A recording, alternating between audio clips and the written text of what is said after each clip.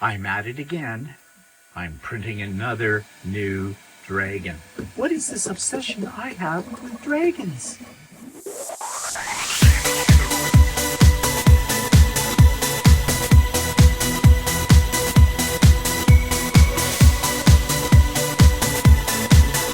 Good morning, everybody. It's Stephen here for Bland Designs and the Idiot Quilter, and welcome to my weekly vlog. It is vlog number 406 for April the 28th, 2025. Yeah, we're coming to the end of April. Walter said the other day, where'd a month go? Why is time going so fast? And I said the same thing. It's an age thing. It's got to be an age thing. Let's just tilt you up here a little bit like that. Okay, so current projects. Well, it's almost done. This is the Barn Star Sampler quilt that I've been working on for 2 years, off and on. You've heard me curse it. I'm still cursing it, but it's coming out. It's all gone together now. So I put it on the bed yesterday, and now I've decided I need to put some borders on it so it will drape properly on the bed. So that's what I meant when I said I'm not quite finished yet. I still have to put 2 borders on it, an inner and an outer. I've picked my colors in consultation with Walter, as I usually do. And yeah, later today, I'm hoping to get started at least, if not finished, putting the borders on it. Long seams to sew. Yeah, not looking forward to that. But anyways, yeah, it's going to be out of my hair soon, and I'm liking it. It's a little different for me, color-wise, but when I put it on the bed yesterday, it looked damn good. Yeah. Okay, this I'm just bringing up now because if you saw So Chatty this week, you know all about this bag, all the disasters I had with it. And we talked a little bit about how this is going to become a learning experience. Yes, on So Chatty. Not this week coming, but possibly after we come back from Holland. Yes, we're going to Holland very soon. Only have about a couple of weeks before we leave. So more about that maybe later on. But anyways, as somebody said, well, it's a great bag for holding your hoops for your embroidery machine or your rulers. Yes, it is. Yes, it is. So it's not a total loss, but well, you'll have to tune into So Chatty in a couple of weeks' time and find out what went terribly wrong, how and what I will learn from Walter about how to not do a bag exactly like this the next time. Yeah, so that's what I've got there. And so what's next on the agenda? Well, YouTube of the week. You know I love documentaries, or as I like to refer to them, docu-naps, because usually at some time in the afternoon on a day, when I start to crash, because I do, because I get up really early, I'll turn on a documentary. I'll see the beginning. I will see the end. I have no idea what happened in the middle. So, yeah, I call it a docu-nap for obvious reasons then. But I found this on YouTube, this channel. Didn't know it existed. It's been there for quite a while. Maybe you knew it existed, but I didn't, and I was thrilled to find it. So here's my review of that. You know that I love documentaries, and I've just found a new source which has always been there but never thought to look for it, right on YouTube. All kinds of different stations or channels that have full documentaries that come from the BBC, the CBC, and American networks and Australian networks as well. And it's called Extreme Docs. And I'm really like the variety of things that are here. Lately, I have been watching a lot of these ones that are called Nightmare Tenants. It's just unbelievable. It comes out of Britain, where people are not paying their rent and they're being evicted, but the way they leave their properties and all the drama that goes with it. But if you're into nature, there is all kinds of nature documentaries as well, as you can see. Then there's these popular shows like Hitched in Vegas. I've never watched that. One's about technology. One's about cities and construction. One's about people's obsessions, all kind of things about ancient history, all that kind of thing. So if you are like me and you really enjoy a good documentary, which I find informative and entertaining at the same time, then go to the source I just discovered, Extreme Docs on YouTube, and I'll have a link for this in the show notes below. So you will find the link for that channel in the show notes below. You will also find a link for Sewing with Stephen, Wednesdays, 9 a.m. Eastern Time. All are welcome. Come and go as you please. And you will find a whole bunch of links for my patterns. To date, I have created 4 patterns. These are absolutely free. The last 2 patterns that haven't been showing up until today, I created a little bit a while ago, and I gave them out as part of my electronic swag bag for my spring retreat. But now I have released them to everybody. They are free. They're on my Google Drive. That's where the link will take you, and they're a PDF file, so you just download them, print them out, and have fun with it.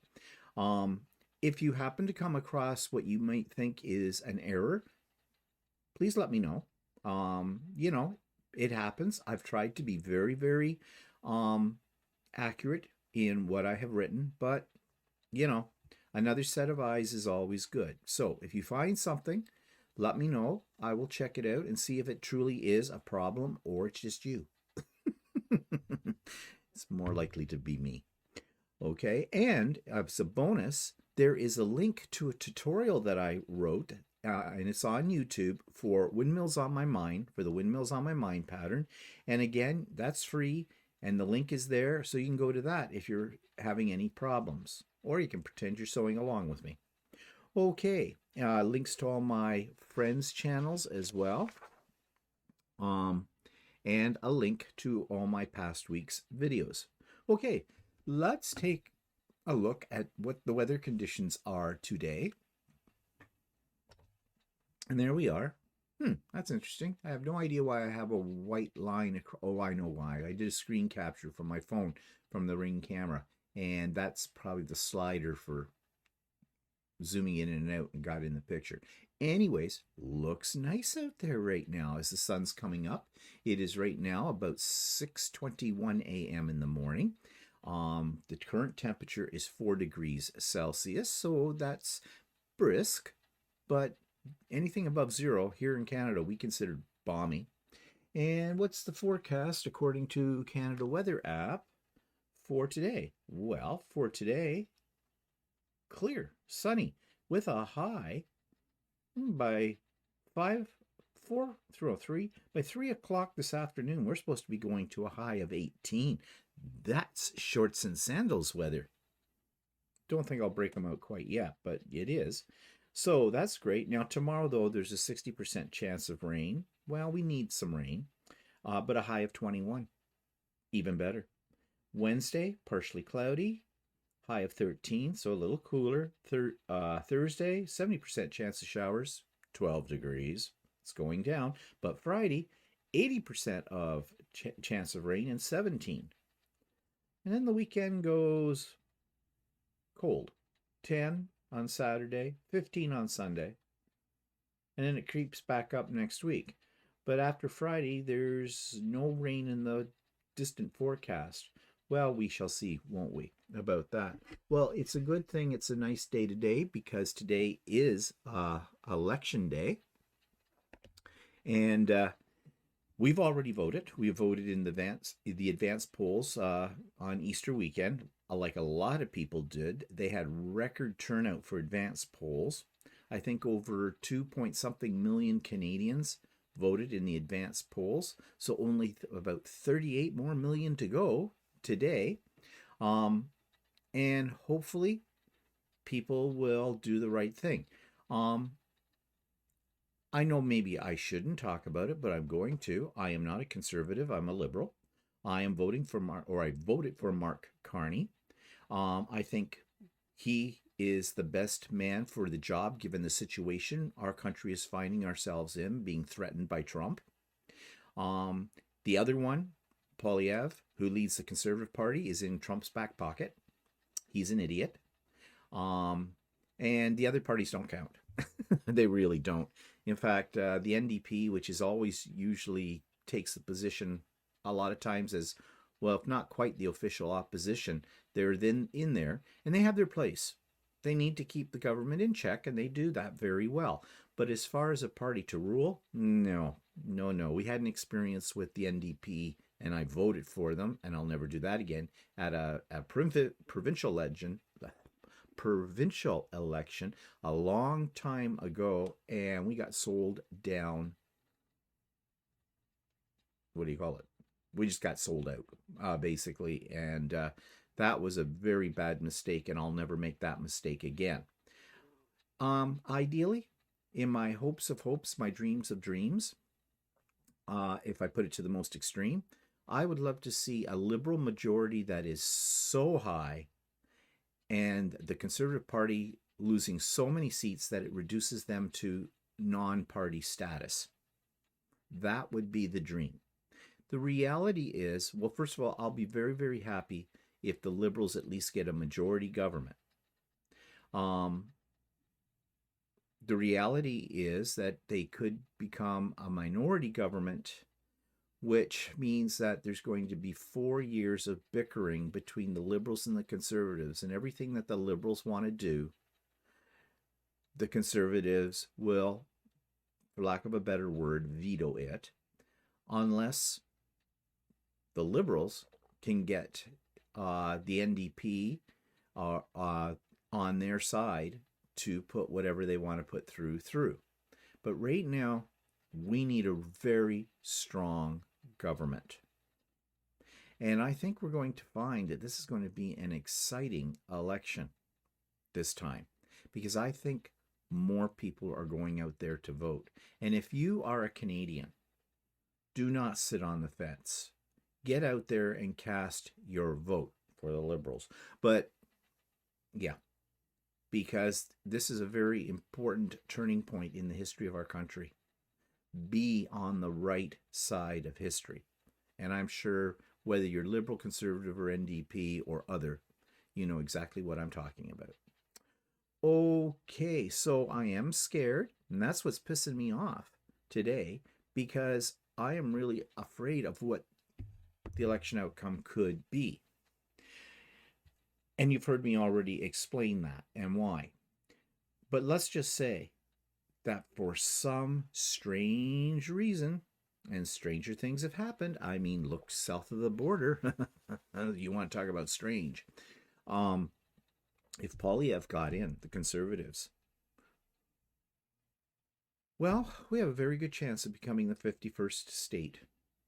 Yep. Yep. He's a professional politician.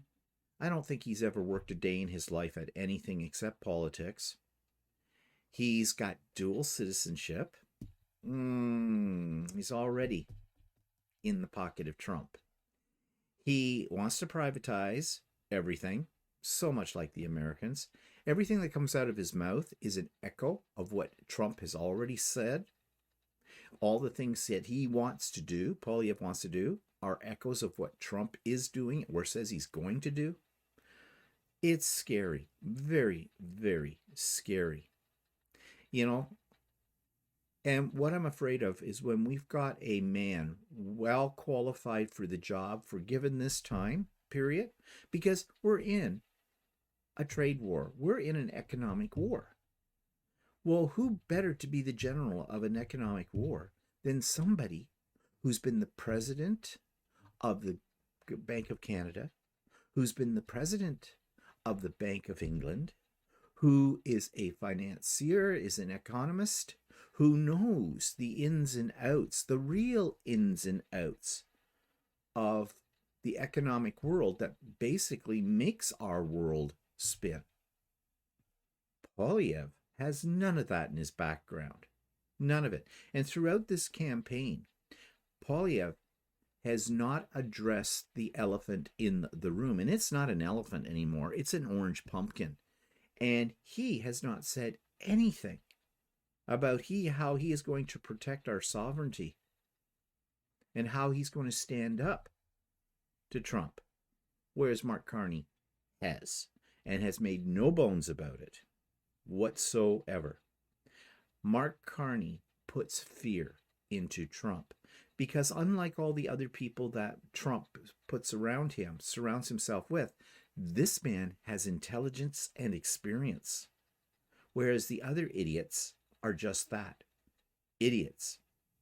So, yeah, that's why I'm a little bit afraid and apprehensive today. And I think I'm not the only Canadian in Canada who feels this way. I am sure there are many, many more. So fingers crossed, legs crossed, pray to whichever God you pray to or whatever, if you're Canadian, that this turns out, this election, in favor of us, the Canadian people.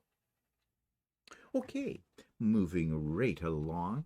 All right, oh, by the way, these are the people I'm talking about right here. You've probably, well, okay, Canadians know who they are for the most part. Americans, you probably haven't got a clue. Mark Carney is the guy with the red background. Red represents Liberals. That's Mark Carney. The one in front of the blue, who had a bit of a makeover that didn't take, who even in his look on his face, he's slime. He's a bit creepy. You saw this guy in the playground of your kid's elementary school, you'd be grabbing your kid and phoning the cops. Okay, that's Pierre Poilievre. Just as Jagmeet Singh, he is the leader of the NDP, thus the orange, because that's their color. And, well, I used to kind of like him, but through this campaign, I don't.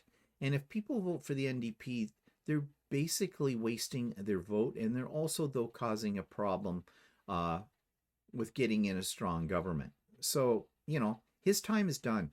I have a feeling that by the end of this election, his party may be looking for a new leader. We shall see.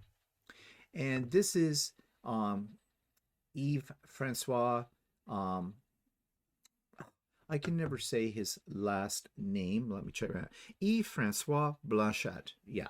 He is the leader of the Bloc Party in Quebec. They're kind of a separatist party. They're a funny party because, well, Quebec. And if you're Canadian, you know what I mean when I say, well, they're Quebec. Haha.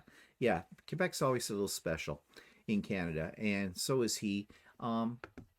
He is absolutely of no consequence to this election, really, except in his own province. But a lot of Quebecois will vote for him. However, there have been inklings that maybe a lot of the votes that would be going to him are going to go to the Liberals this time.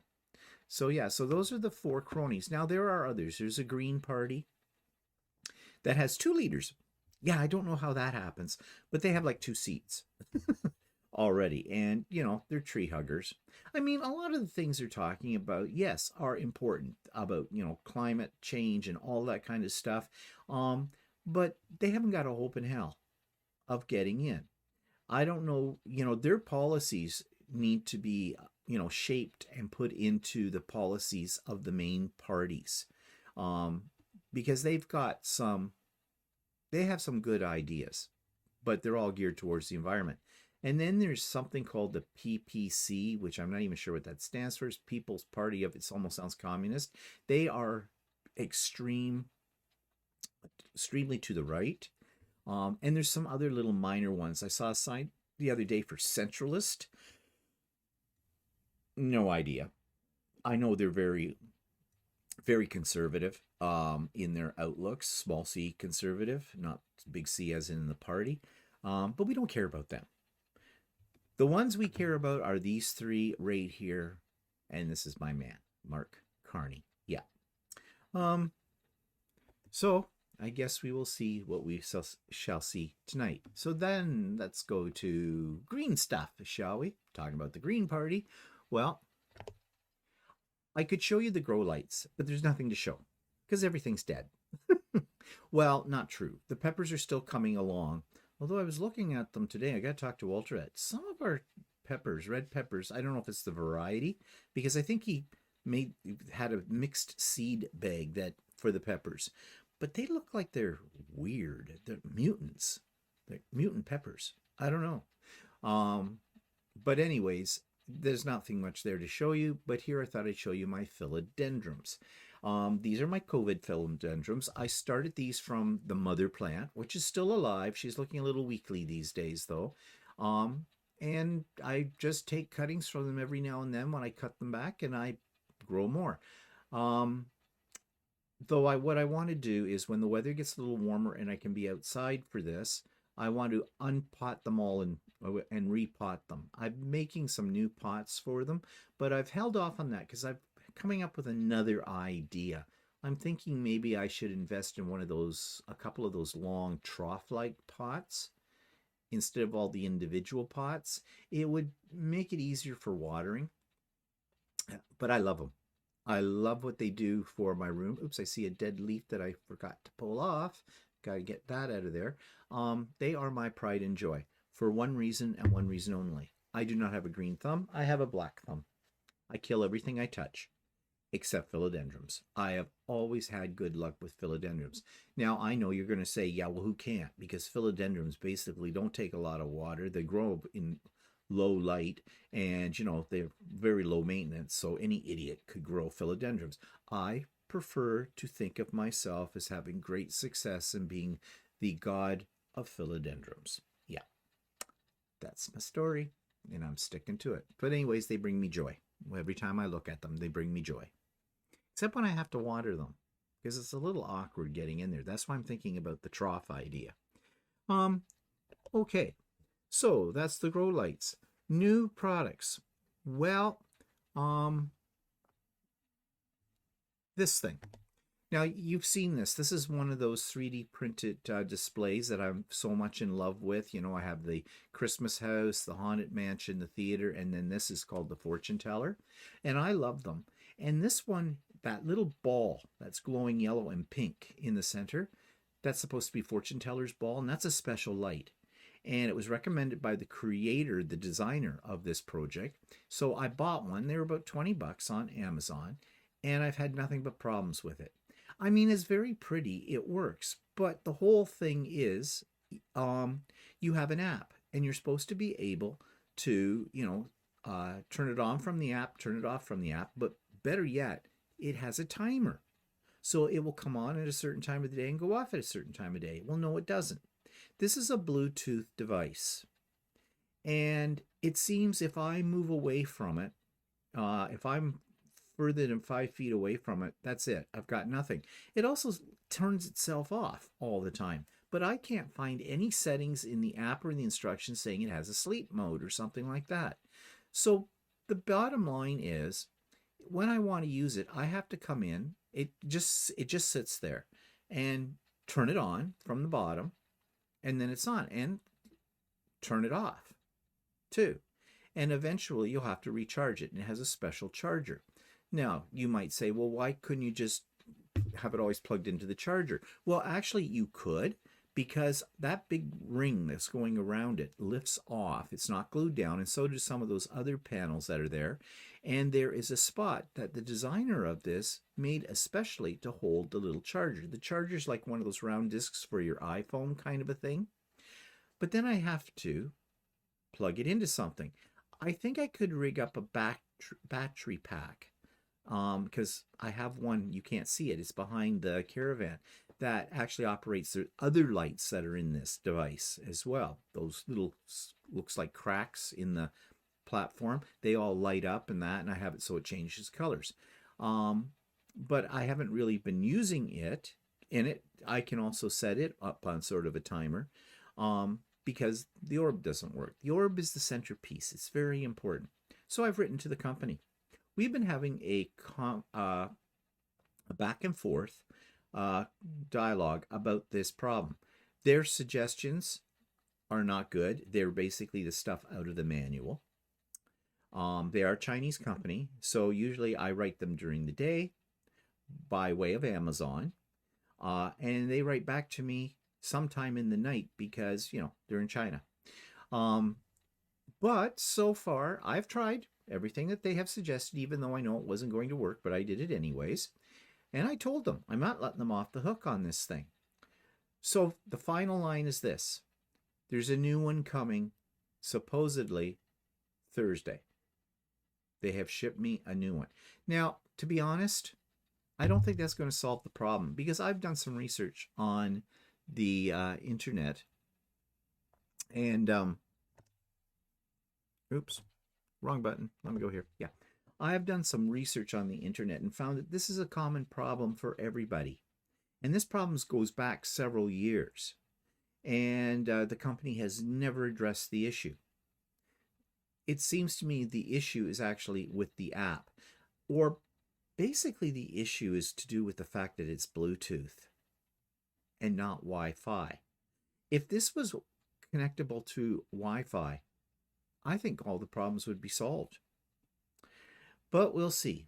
Maybe they have a new version that will work. Maybe I have an old version. Didn't see anywhere where there was a newer version or anything like that. And we'll see what will happen. The least of it is that, the worst case scenario is I have two orbs, and I'll just have to turn it on and off manually, for timing.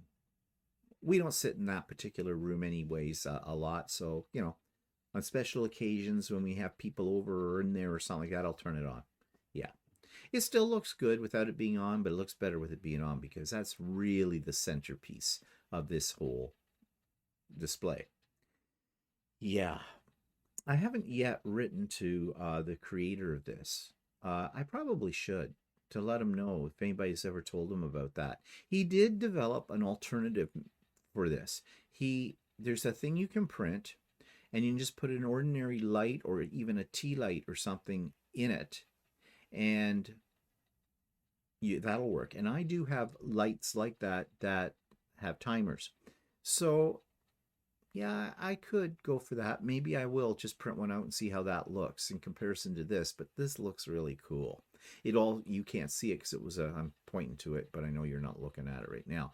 The lights inside of it all swirl around like clouds kind of thing. Like, you think of a fortune teller's crystal ball and that kind of thing. That's why I say it's really cool if it would only work. Okay, I'll keep you abreast of that situation. All right, let's go to can I print that effing thing? Well, I've been a busy boy. Speaking of things on display. What to do with your poop? Yes.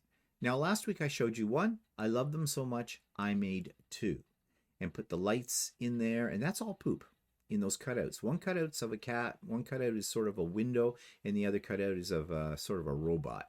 And they're on all the time. They're on right now. You can see them over my shoulder. There they are. And yeah, they're plugged in, those lights. And I love it. I think it's cool. How many of these can I make though? Yeah. I don't need them anywhere else, but maybe I'll find a spot. I have a thing for LED lights these days. I love them on everything. I really do. This room's got LED lights on it. There's ones under my cabinets over there. There's ones up here on. Oh, they're not on. That's weird. Check that out. Maybe I've been having some trouble with my timers lately. I have to check that out. And we'll see what's going on. But anyways, yeah, that's one thing I've been working on with the poop. And so this is the top of my bamboo printer, and this is what they call the AMS stand. The thing that says tools and glues and that's a platform that sits up on top. I printed that all out. When I first got the bamboo, it took about 3 days to make it and the parts and put it together. But that was the first thing that major print that I did on with the bamboo lab. But if you look inside the AMS, you see these little boxes. Those little boxes I printed out. They're designed for the AMS, and they hold dissicant, however you say it. The stuff that absorbs moisture, little beads. I bought a bottle of those from Amazon, and you fill it up, and it just allows you to keep your filament dry. Especially if you're in a more humid climate. I don't usually have a problem with wet filament, but I thought I'd give these a go, and they're necessary. So I printed those. And I was talking earlier about my philodendrons and about repotting them. So I was experimenting with different styles of pots. So these are all pots. This bluey green one with the eyes and everything, and there's a bigger one beside it. That one's a little small for my purposes, but this is more the size. And this one with the hands I thought was cute, but that one I can't resize it to make it bigger because it just doesn't resize very well. You can't resize it enough to make it really viable. So it stays original. But this one would work as a pot as well. Now this one I want to see what it would look like. It's a Vuitton bag, and it's supposed to be this opening here. You could plant something in it. That would look cute. But the only thing is it's kind of tiny and I can't make it any bigger either.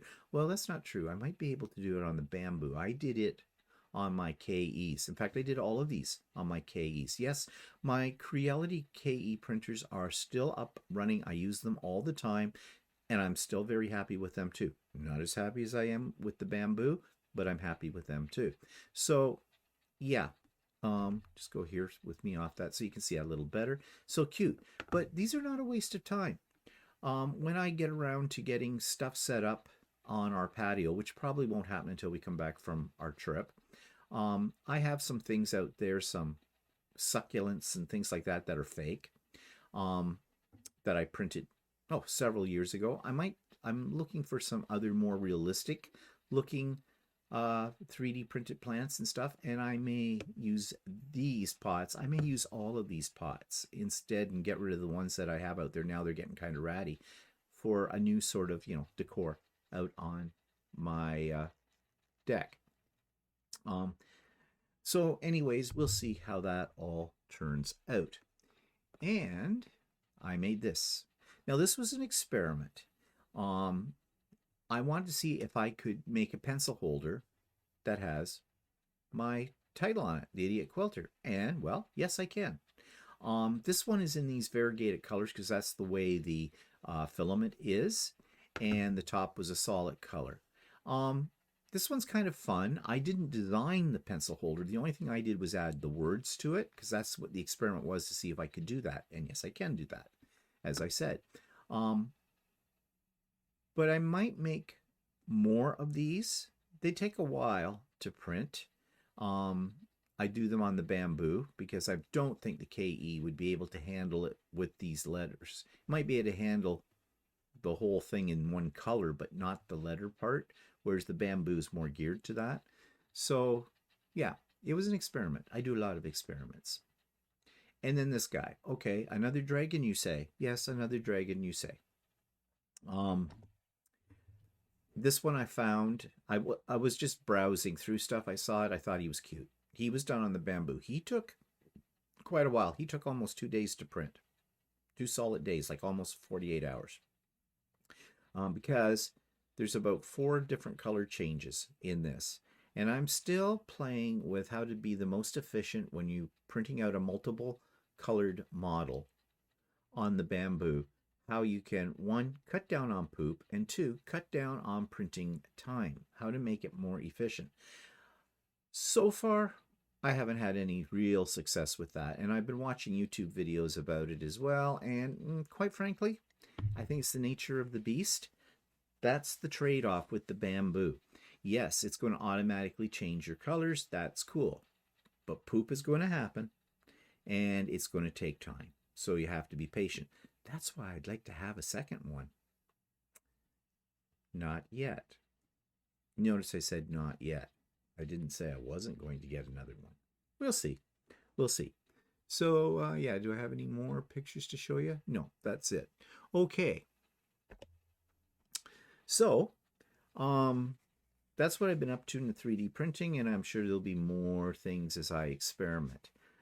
I really wish I had someplace to, unload lots of 3D prints because I'm starting to put them in boxes. That's not good. But I can't put them into landfill. I can't throw them out. I don't know. I'm really toying with the idea of someday in the summer setting up tables in my driveway, putting all these 3D prints I've had on the tables, and put a sign up that says, free, help yourself. I don't know. We'll see. We'll see. Okay, moving on. Old clips from the past, from old Stephen and Walter lives. Well, this is us talking about beverages in England, actually. Well, from that, this comes from one of the early Stephen and Walter lives that had to do with when a trip we went to when we went to London, 7 years ago or so, on that. And here's our take on what to drink when you're in London. What are Melly says? What are you boys drinking today? Well, Melly it's Plain old sparkling it's water. just sparkling water. We have one of those Soda Masters, Soda Stream. or Soda Stream, yeah. And so we make our own sparkling water, and I usually just for fun add a little squirt of concentrated lime juice to mine as well. We drink a lot of water. Yeah, and I like mine at room temperatures. Which to me just kills the whole thing. He'll drink beer warm too. Yeah, I know. So. Other stuff. I can't stand that. Now there was something, was it you or something we were watching, and they said you should not drink cold beverages because it's a shock to your system? Well, actually, I noticed I work with a lot of ethnic people. I used to work with a lot of ethnic people. I worked with East Indians and Chinese, and what they used to always do is go to the water cooler and fill half their glass with cold water and the other half of the glass with hot water, so it would be warm when they were drinking it, or lukewarm. And it says that that's the way they grew up. That was just, they were used to drinking it at room temperature or warmer, so they said they don't like it cold. So I don't know. I can't stand warm water. I have to have it in the fridge. With me, I can drink it. I don't like it hot, but I like it at room temperature. Yeah, Melliart says it's good for your skin, water. And yes, that's why I'm so soft and supple. Yeah. And I don't look a day over 21, and that's because of water. Yeah, okay. If you believe that, I have some swampland I'd like to sell you. And Kimberly also says, my mom likes room temperature water too. Actually, I knew like older people. My grandmother used to drink hot water. She would boil herself a cup of water and drink that. Didn't put a tea bag in it or put any coffee or anything in it. It was just hot water. Ugh. I couldn't see it, but whatever. Baz Joan, which is B, says, I drink hot water, but it has to hot or very cold. I guess you mean it has to be very hot. I'm not sure. I've lost it. Some say to drink at room temperature, she says, because it helps digest your food better, prevents fatty foods from congealing in your system. Well, that may be true. I don't know, but yeah, I'm still going to drink my cold water. Lots of ice. I feel like an American in England. They always ask, lots of ice, lots of ice. And the British will give you 1 cube if you're lucky. Actually, it's gotten better. That was back when we first went, the very first time years ago, like 25 years ago or so, that we went to England. And you used to not be able to get cold beer, which you can now. So yeah. Okay, so events in the past week. Well, that takes me to the retreat on Saturday, the Idiot Quilter Spring 2025 retreat. Thoroughly enjoyed myself. It was a lot of work. I was busy, but it was a great group. There were 66 of us. We had a lot of fun. My guest speakers did such a wonderful job. Heidi Morel and John of Art East. Heidi and John are not in the same company, but Heidi did hand quilting, and she is brilliant at it. And she wasn't just showing it, she was telling us how you do it and how she does it. And that was very, very informative and very, very interesting. And John from Art East Company was also extremely interesting. He was even generous and gave everybody a 15% off coupon they could use on the weekend, or code, if they bought some of his patterns online. His stuff is fantastic. If you don't know who I'm talking about, go to Art East Quilting Co. and you will find him, and check out his catalog of projects. They're so much fun to do. They are time consuming. There's a lot of little pieces to cut, but his instructions are absolutely wonderful. I've made one of his. I have another one in the wings that I want to get to at some point as well. But when I feel like cutting up small pieces of fabric, yeah. But they are wonderful. And John's a great guy too. And both he and Heidi, they did this all for free because I don't charge for my retreats. And they, they put a lot of time and effort into what they did. And I can't tell them how much I appreciate them because it was so great. Really, they made the retreat, I feel. But we had a great day. It was wonderful. Now, you're going to ask me, anybody on the blacklist?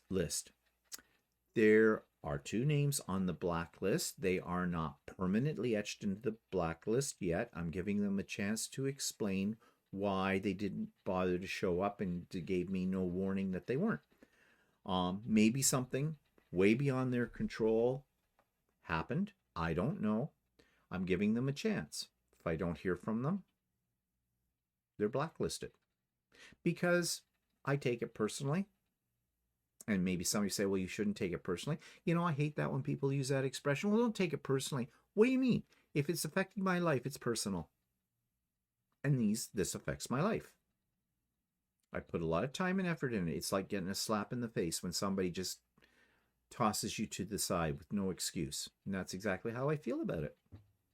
But as I said, I haven't written them in permanent ink yet on the blacklist. I just pictured myself dressed as the Grim Reaper with a long quill pen writing their name in a doomsday book. Yeah. But I'm serious when I talk about the blacklist. That's not a joke. Okay? You might think I'm being arrogant about it. Hey, my sandbox, my rules. Yeah. So, anyways, we had a great time, and the next time there'll be a retreat, if you missed it, will be sometime in the fall. So stay tuned to find out when that will be, because I don't know when it'll be either, but sometime in the fall, probably sometime in October. Maybe. We'll see. What else in the past week? Well, not really a heck of a lot more, because I spent most of last week getting things up and ready to go for the retreat. So that took up my time, and plus that stupid Barnstar quilt that you saw. Okay, so what's coming up? Well, we are getting a COVID shot on Thursday. Yep, want to get ourselves prepared. We had one back in October, I think, and so we qualify right now that we can have another one. So we've got that all booked at a local pharmacy, and we're going in on Thursday, and we're getting the shot. And that'll make me feel a little better because, we're going on a plane, and what's on a plane. Even before there was COVID, there was always somebody on a plane hacking up along, and you'd come off the plane with kennel cough or whatever. So yeah, we're getting prepared for that. And of course, we're getting ready for the trip in general. The bits and pieces we need to do. We need to go get some euros too. And I think Walter thought we should do that today because it's Seniors Day at the money exchange place. They give you a discount. Yeah, I think it's 15% off or something, or fee or whatever. So yeah, every little bit helps, doesn't it? Okay, well, that's it for me. It's getting close to my walk time. So by the time I get this up and going, it'll be time for me to go out and do my little walk.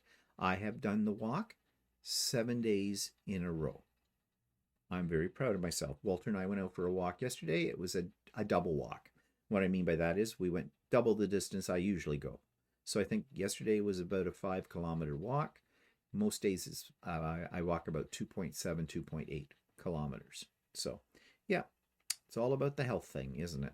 Okay, I hope you have a healthy week. I hope you have a fun week, a good week, no matter what you're doing. And we'll see you later. Bye for now.